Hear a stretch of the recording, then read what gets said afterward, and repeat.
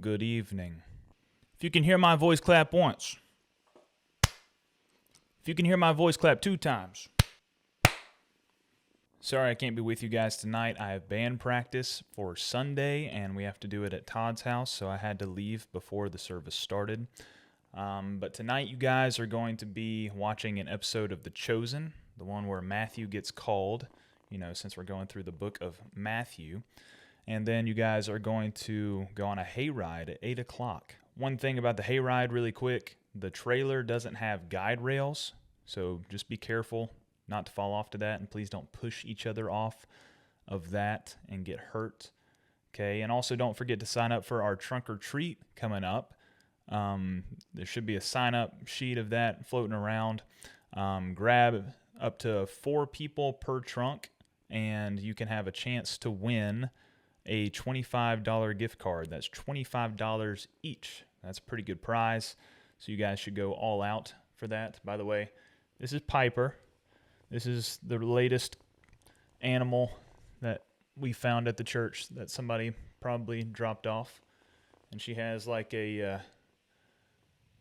she did have a tail. She had no hair on this tail. Now she's got a little bit, starting to grow back.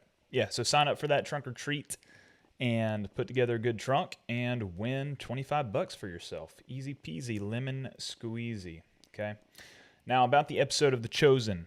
Just have to give a little disclaimer. First of all, The Chosen is not a replacement for the Bible. It's not totally biblically accurate, okay? They take a lot of artistic liberties in different areas. So just keep that in mind. They sometimes add stuff that's not actually in the Bible. And so when you watch, keep in mind that it's entertainment. It's not the Bible, okay? Take everything with a grain of salt. Don't assume that something is true just because you saw it in The Chosen. And one of the biggest artistic liberties that they take is something that you'll see immediately in this episode, which is that they make Matthew autistic for some reason.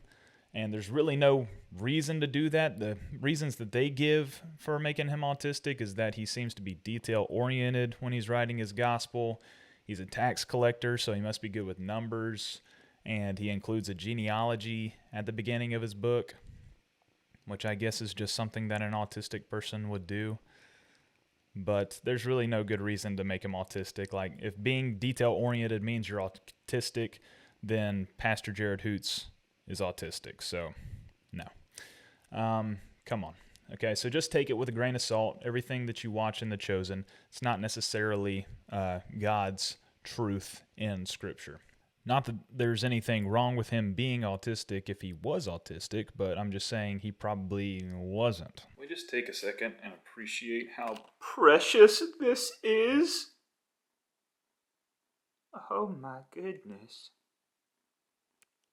So, in case you haven't watched any of The Chosen, and I do recommend that you watch it, just watch it knowing that it's, not the Bible.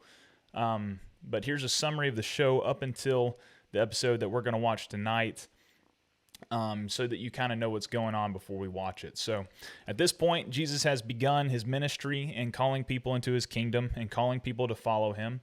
And as he does that, he's also performing miracles to prove that he's the Messiah and to encourage people to follow him, and also to just rescue them from demons or ailments or whatever. And so the first person that we see him doing this with is Mary Magdalene. He casts demons out of her. She's possessed, and he exorcises the demons out of her. And then we also see him help Simon Peter out by making him have a really big catch of fish. Okay, and all these miracles, they capture the attention of a lot of people, obviously, but 2 in particular that are important in this episode are Nicodemus and Matthew. So Nicodemus is a Jewish leader, a Pharisee, who tried to exorcise the demons out of Mary Magdalene and failed. That's not in the Bible, it's just in the show.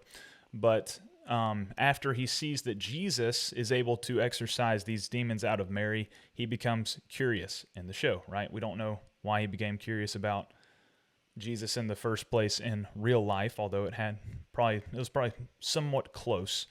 But anyway, so he's curious. Even though all the Pharisees hate Jesus, they think he's lying about who he is, Nicodemus sees something in him, he notices that he has to be something special for him to be able to perform these miracles. And then Matthew is a tax collector, okay? Now, a tax collector, they collected taxes for Rome, not for like the Jewish people to help them, but they collected taxes from Jews for Rome, okay? So it was a Jew taking money from Jews to give that money to the people who were oppressing the Jews, which was Rome, the Roman Empire. So you can imagine these people weren't very popular with their Jewish countrymen, right? There's a lot of tension there, okay? They were seen as traitors. They often took more than what they needed to take or what they were supposed to take for Rome so that they could pocket some of the money themselves. And so they were basically cast out of Jewish society. No one wanted anything to do with them.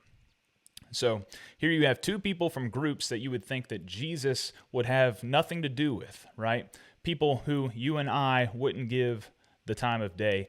But pay careful attention to how Jesus treats these people, how he invites them into his family. And I hope you enjoy the episode. Hope you'll have a great night. Please don't get hurt on the hayride. God bless you. Have a good night.